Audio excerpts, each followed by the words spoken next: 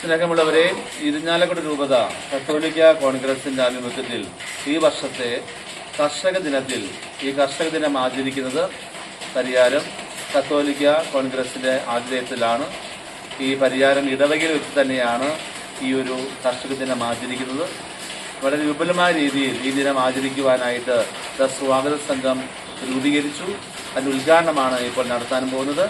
ഇതിനായി രൂപതയിൽ നിന്നും രൂപത കത്തോലിക്ക കോൺഗ്രസ് ജനറൽ സെക്രട്ടറി ഡേവിസ് തുളവത്തും രൂപതാ സമിതി അംഗം ബഹുമാനപ്പെട്ട ജനറ്റ് സാർ ഇവിടെ എത്തിയിട്ടുണ്ട്. പ്രത്യേകമായിട്ട് അവർ രണ്ടുപേരെയും സ്വാഗതം ചെയ്യുന്നതോടൊപ്പം നമ്മൾ കർഷകർ എന്ന രീതിയിൽ കാർഷിക മേഖലയ്ക്ക് പ്രാധാന്യം കൊടുക്കുന്ന ഈ ഒരു കിഴക്കൻ മേഖലയിൽ പ്രധാനപ്പെട്ട ഇടവകയാണ് പരിയാരം ഇടവക.